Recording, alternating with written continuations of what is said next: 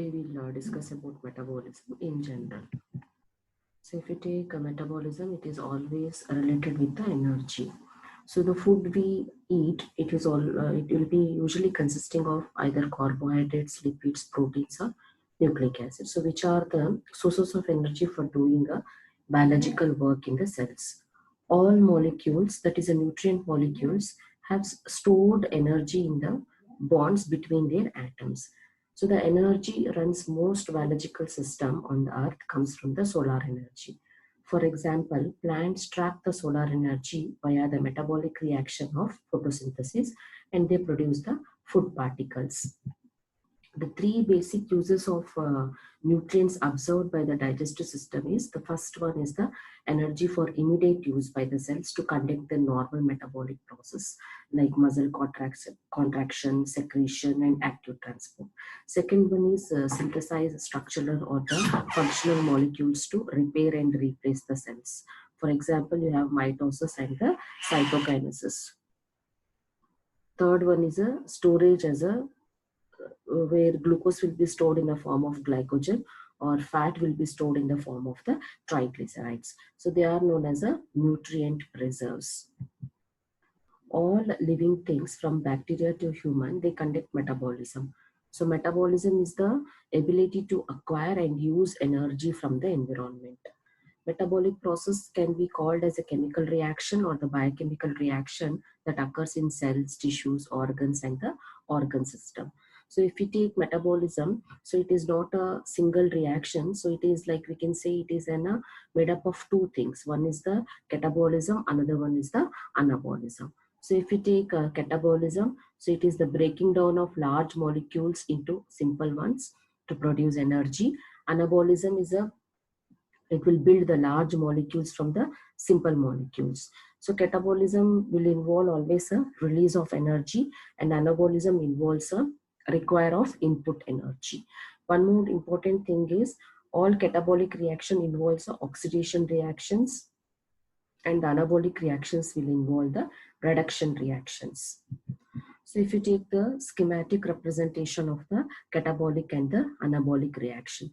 So catabolic reaction, it will always transfer the energy from one complex molecule to ATP. So that is if you see the complex molecules here and the polymers such as glycogen, proteins and triglycerides. So they will undergo the catabolic reaction. They will lead to the formation of a simpler molecules and monomers such as glucose, amino acid, glycerol and the fatty acids. So and there is a release of the energy that is released in the form of the ATP.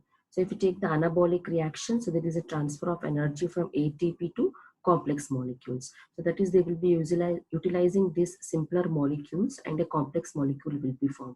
So for the formation of the complex molecule, they require energy and whatever the energy is released in the catabolic reaction will be utilized in the anabolic reaction. So catabolic and anabolic reaction, they go hand in hand.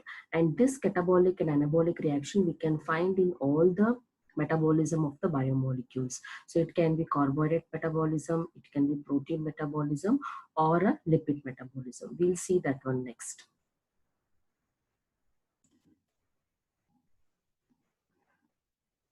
As I said, catabolism and anabolism applies for all the biomolecule metabolism. The example is here. If you take the carbohydrate metabolism, it involves both the catabolic and the anabolic reaction. For example, glycolysis comes under a catabolic reaction where glucose is getting converted to pyruvate. Even glycogenolysis, where the complex molecule is breaking down into simpler molecules. This also comes under the catabolic reaction. So if you take the anabolic reaction, glycogenesis, so synthesis of a glucose from a complex molecule, and even gluconeogenesis also, it is a synthesis of glucose from a non-carbohydrate source. So these two things comes under the anabolic reaction. So if you take protein metabolism, it applies for protein metabolism also. So you have like deamination and transamination reactions, so which comes under the catabolic reaction. Deamination is the removal of the amino group. leaving an acetyl molecule, and transamination is addition of amino group to the pyruvic acid to produce the non-essential amino acids.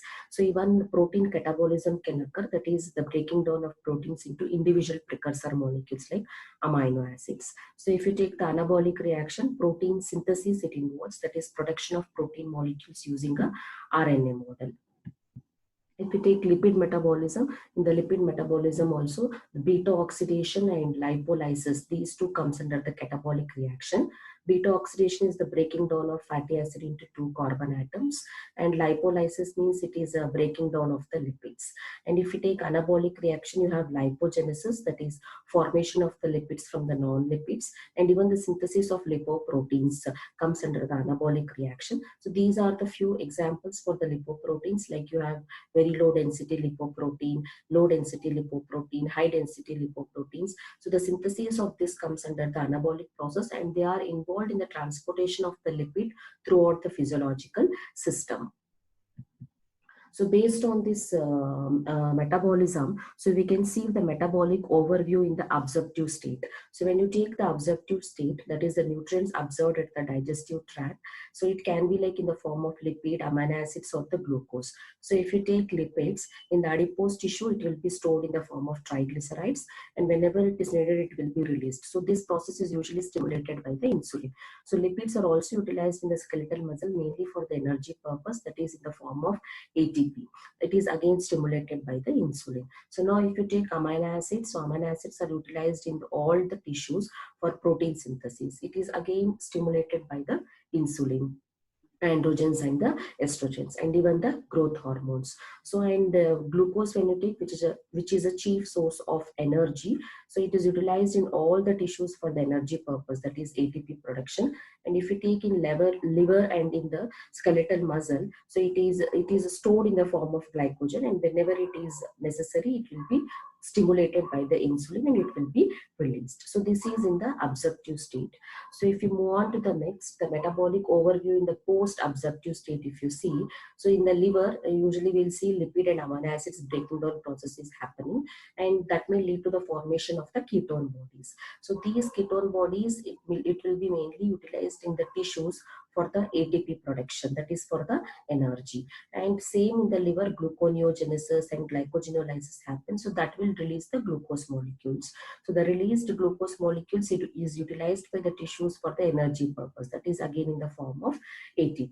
So if you take adipose tissues, lipids will be stored in the form of triglycerides, and whenever it is needed, it will undergo the breaking down process, and mainly it will be used for the energy purpose in the form of ATP production.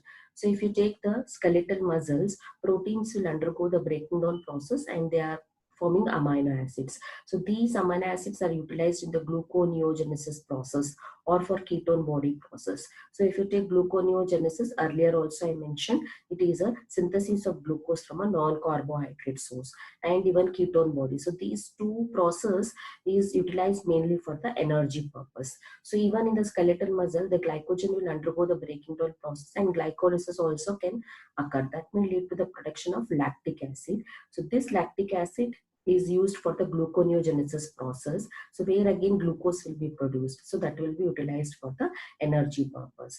So this is how the metabolism occurs in post-absorptive and even the absorptive state, and both the catabolic and anabolic reaction plays a very important role in the metabolic overview.